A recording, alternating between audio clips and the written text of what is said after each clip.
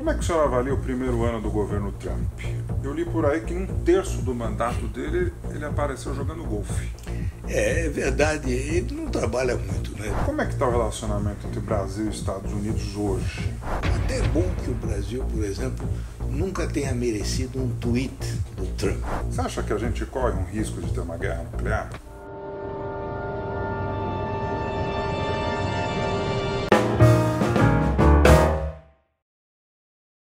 O meu convidado lançou recentemente o livro A Diplomacia na Construção do Brasil, de 1750 a 2016.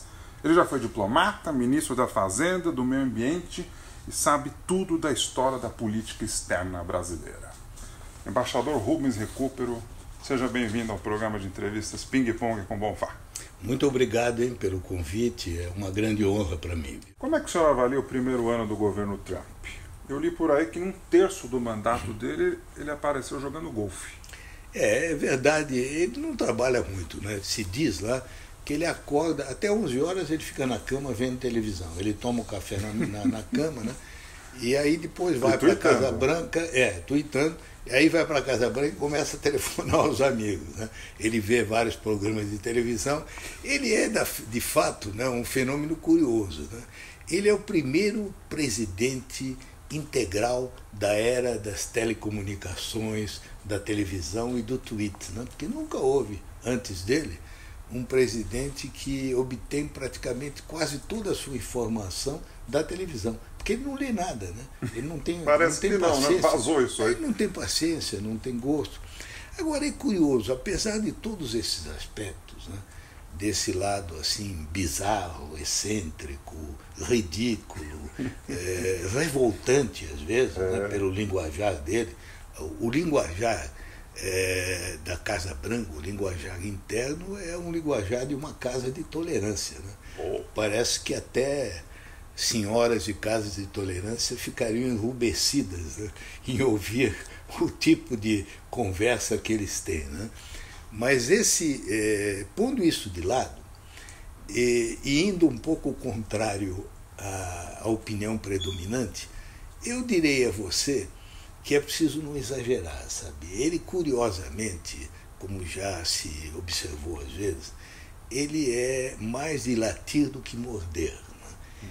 Ele faz muito barulho, ele ameaça muito, mas ele não realiza muita coisa, né? Então, se você me perguntasse, para fazer um resumo em poucas palavras, eu diria que domesticamente, internamente, ele está mudando os Estados Unidos para pior. Ele nomeou um grande número de juízes federais despreparados, desqualificados, extremamente conservadores, alguns de extrema direita, né?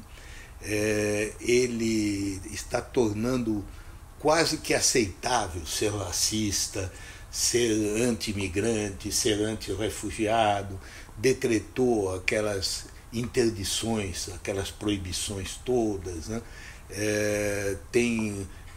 Está abolindo tudo que o Obama fez em matéria de meio ambiente, está abolindo aqueles programas que protegiam os imigrantes, inclusive os que entraram como crianças, né, salvadorenhos de outras origens.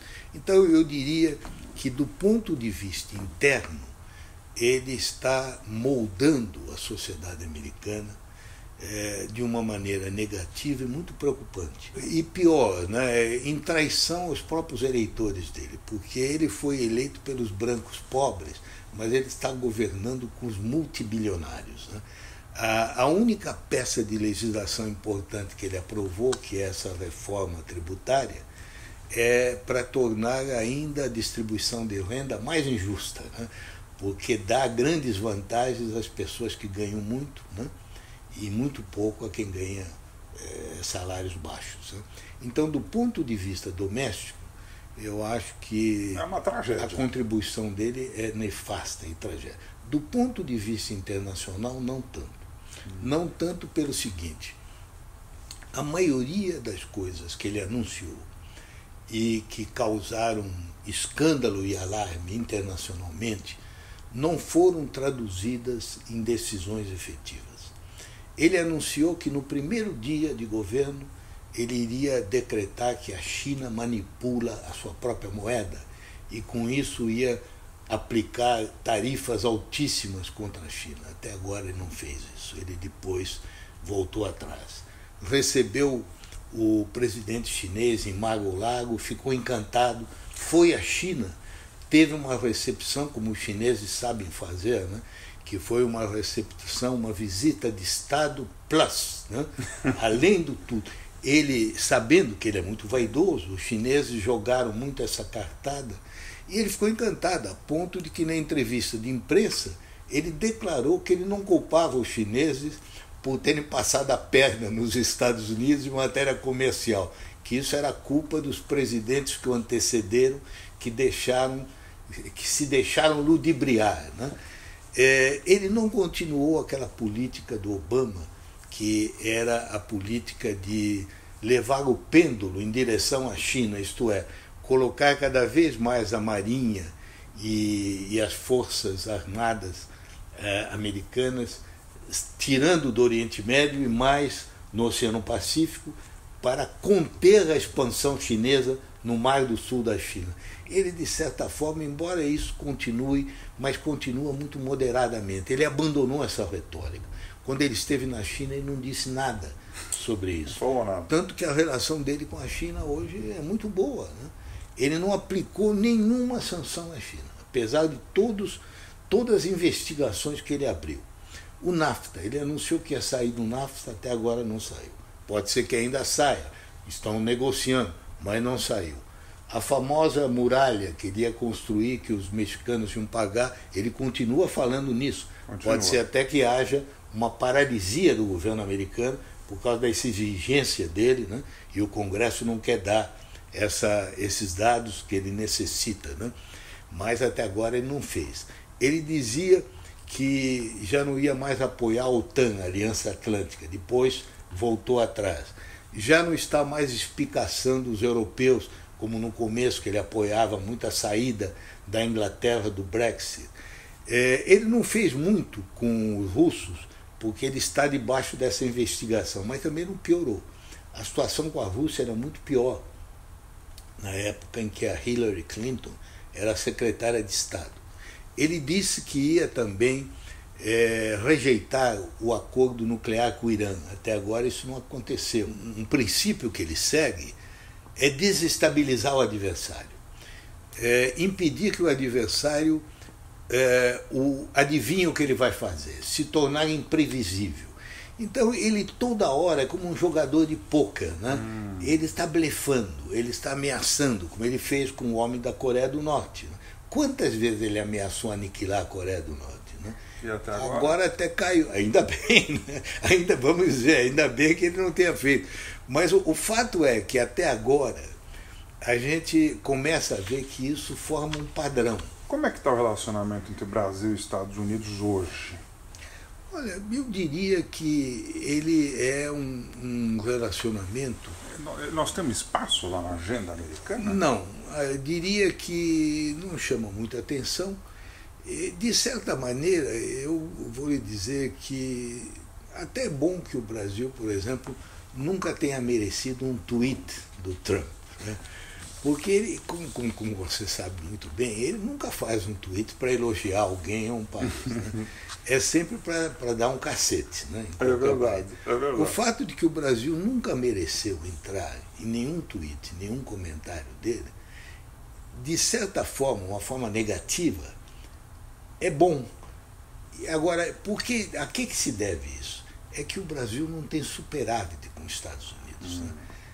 A obsessão do Trump em matéria econômica internacional é com os países que têm saldo contra os Estados Unidos. A China, a Alemanha, a União Europeia, o México, né?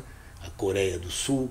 Então, esses países são os que estão na mira dele. Ele está sempre criticando esses países porque ele quer, de alguma maneira, obrigar esses países a voluntariamente restringir as exportações aos americanos para permitir a eliminação do déficit. Como dizem os americanos, o Brasil não é parte do problema, é parte da solução.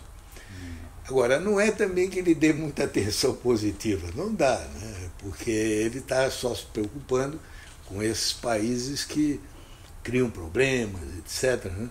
Aqui, como se sabe, até hoje ele não veio nem jogar golfe. Nós estamos mal na vida, hein? Mal, né? Nem um golfezinho? Nem um golfezinho, né? Puxa. Apesar de que temos aí umas pistas boas, né? Pois é. Você acha que a gente corre um risco de ter uma guerra nuclear? Não, não acho, não. Não acho porque o mundo já escapou. Estou falando dos Estados Unidos, Coreia do Sul, Coreia do Norte, não creio, Estados Unidos. não, sabe? Não creio. Eu penso que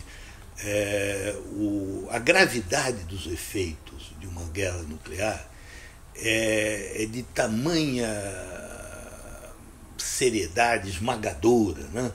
Que ninguém conscientemente provoca uma greve nuclear e uma guerra nuclear e não vai provocar, como os fatos atuais estão mostrando, né?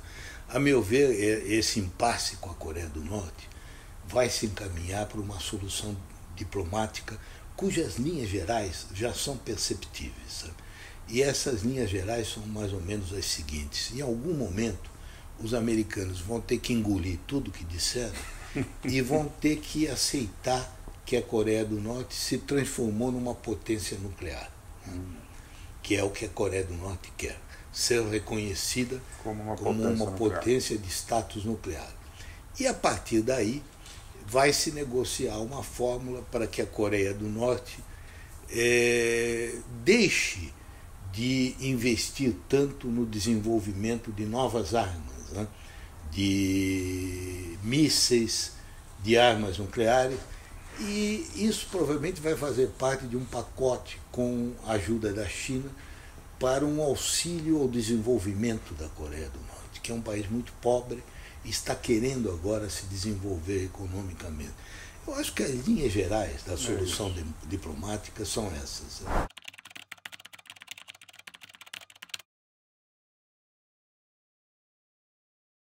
Por que ninguém quer tirar foto com o Temer? É o estigma da acusação de corrupção. No seu livro mais recente, o senhor conta que falou para o presidente Itamar que você não era a pessoa mais indicada para ser ministro da Fazenda em 94. Eu lhe confesso, eu tinha medo da responsabilidade, né? Em 94 vazou uma conversa sua com um jornalista da Globo antes de uma entrada ao vivo no Jornal da Globo. O senhor falou, abre aspas, eu não tenho escrúpulos, o que é bom a gente fatura, o que é ruim a gente esconde, fecha aspas. O senhor se arrepende de ter dito isso?